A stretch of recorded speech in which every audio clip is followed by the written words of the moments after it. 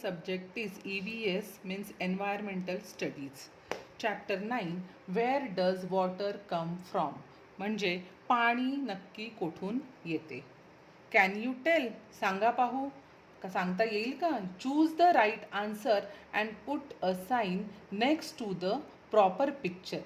If your answer is different from all of the given pictures, write it in the empty box. याचा अर्थ असा की इथे जी काही तुम्हाला चित्र दिलेली आहेत ह्या चित्रांमध्ये तुम्हाला जो काही प्रश्न विचारला त्या प्रश्नाचं योग्य उत्तर जे काही असेल तुमच्याकडे त्या योग्य उत्तरावर तुम्ही बरोबरची खूण म्हणजे टिक करायची आहे. तर इथे काही चित्र आहेत बघा. This is glass, this is pot and this is bottle, this is hand, tap and vessel.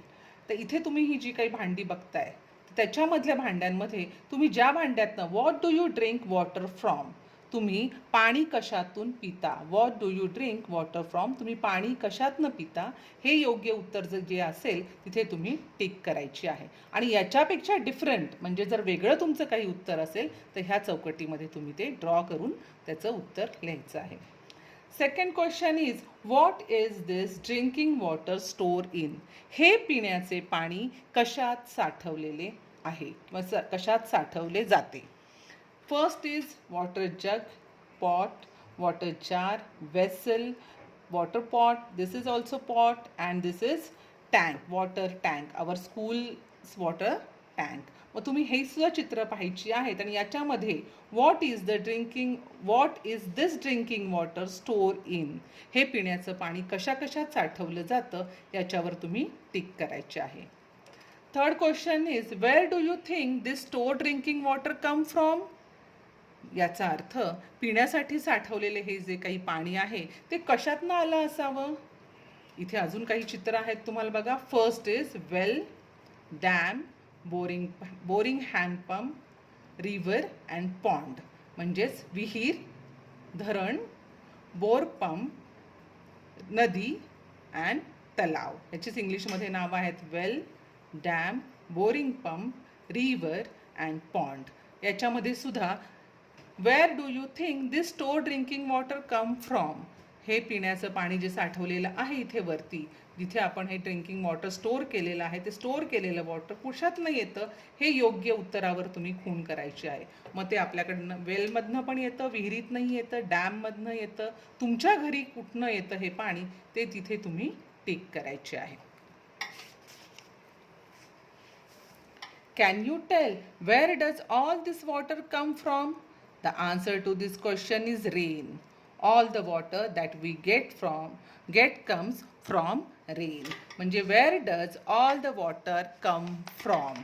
म्हणजे हे सगळं पाणी जे काही आपल्याला डॅममध्ये आलेलं आहे किंवा वेलमध्ये आलेलं आहे, पॉन्डमध्ये आलेलं आहे ते सगळं पाणी कुठून येतं, त्याचा मेन सोर्स आहे रेन. म्हणजेच आपल्याला हे सगळं पाणी पावसापासून मिळतं. This is rain. बघा तुम्ही इथे where it rains some water flows over the ground giving rise to rivulets, streams and reverse.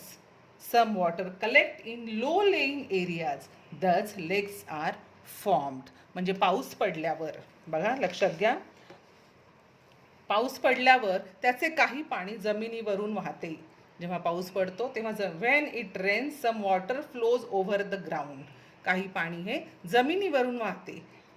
Giving rise to rivers, streams and rivers, त्यामुळे ओहोळ, ओढे, नद्या तयार झाले आहेत. Some water collects in low lying areas, पावसाचे काही पाणी खोलगट भागामध्ये साचते. Some water collect in low lying areas म्हणजे खोलगट भागामध्ये ते पाणी साचते.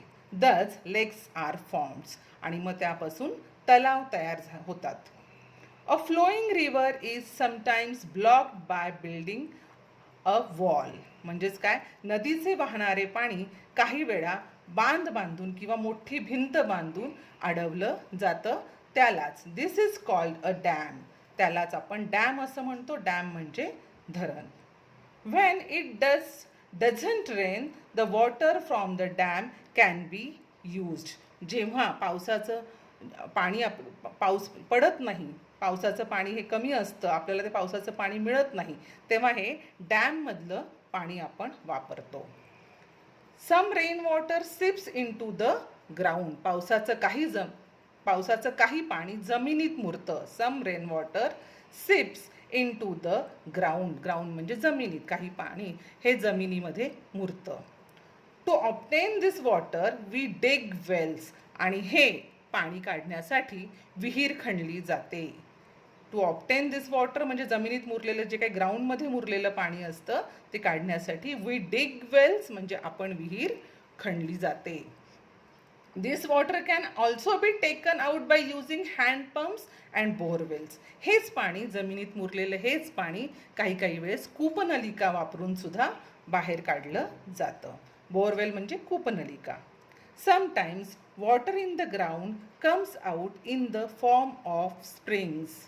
काही वेळा हे पाणी झऱ्यांमधून सुद्धा बाहेर पडतं. स्प्रिंग्स म्हणजे झरे. Sometimes water in the ground comes out in the form of springs म्हणजे जमिनीतले मुरलेलं जे पाणी आहे ते काही ठिकाणी झऱ्यांद्वारेही झऱ्यांमधूनही बाहेर पडतं.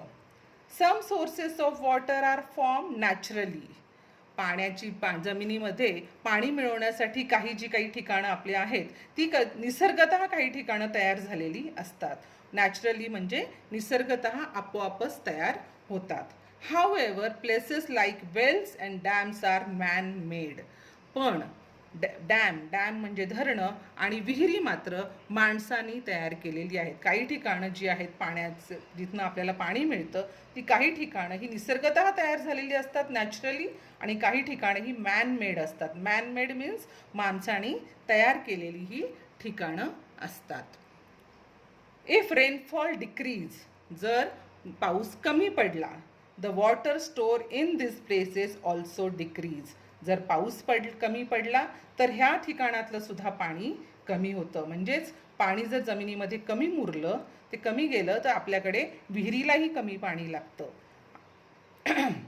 You can see such a water sources in our locality, taluka or district. Study the district map given the alongside and complete the activities. तुमच्याही तालुक्यामध्ये तुमच्या परिसरामध्ये जिल्ह्यामध्ये पाण्याची काही ठिकाणं तुम्ही पाहू शकता. शेजारी हा नकाशा दिलेला आहे. दिस इज मॅप. बघा इकडे. दिस इज आवर डिस्ट्रिक्ट मॅप आणि हा जो डिस्ट्रिक्ट मॅप आहे म्हणजेच आपला जिल्ह्याचा मॅप आहे याचा सुद्धा आपण अभ्यास करणार आहोत. How is a river form and how does it flow. Rain also falls on high places like mountain. पावसाचं पाणी डोंगरासारख्या उंच भागावर सुद्धा पडतं. This rain water flows down hill. असं हे पाणी उताराच्या दिशेने वाहत येतं. डाऊन हिल्स म्हणजे उताराची दिशा. जे माउंटन म्हणजे डोंगरावर पाऊस पडतो आणि डोंगरावर पडलेला पाऊस हा खाली. This rain water flows down hills.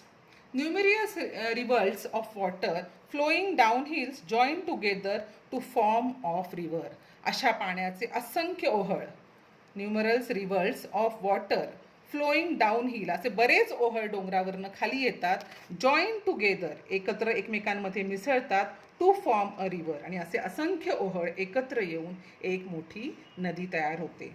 A river flows down mountains and plateaus through valleys and over plants. आणि ही नदी मग डोंगर, दऱ्या, पठारं, मैदानं ह्याच्यावरून वाहत येते. Next is water bodies. पाण्याचे प्रवाह. बघा आता. Flowing water and stores of water are examples of water bodies. आता वॉटर बॉडीज म्हणजे काय तर वॉटर बॉडीज म्हणजेच जलरूपे. जिथे पाणी साठलेलं असतं ज्यातनं आपल्याला पाणी मिळतं ते असतात वॉटर बॉडीज. त्याला म्हणायचं जलरूपे मराठीमध्ये. इंग्लिशमध्ये तुम्हाला सांगता येईल water bodies. Flowing water and stores of water are examples of water bodies. म्हणजेच काय पाण्याचे प्रवाह आणि पाण्याचे साठे ही जलरूपांचीच उदाहरणं आहेत. Springs, streams, rivers, lakes, reservoirs, creeks, seas and oceans are all water bodies. म्हणजे बघा झरा, ओढा, नदी, जलाशय, महासागर हे सगळे वॉटर बॉडीजचीच ही सगळी उदाहरणं आहेत. Next is landforms. Landforms means भूरूपे, जमिनीचा भाग. लँडफॉर्म्स म्हणजे काय?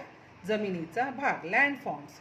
Due to the high and low levels of land at different places, land gets different forms. उंचवटा आणि खोलगटपणा याच्यामुळे जमिनीला वेगवेगळे आकार आलेले असतात. Due to the high and low levels of land म्हणजे जमीन काही ठिकाणी हाय लेवलला असते, उंच असते, अँड लो लेवल्स म्हणजे खोलगट असते खालच्या बाजूला. डिफरंट असे जे वेगवेगळे प्रकार असतात त्याच्यामुळे जमिनीला वेगवेगळी आकार आलेले असतात.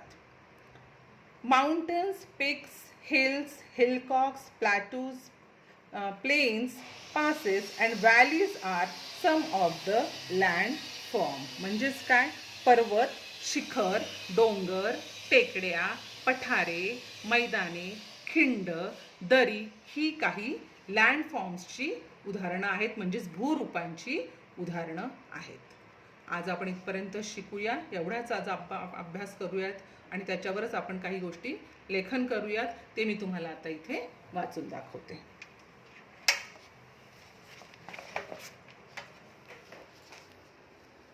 Where does water come from?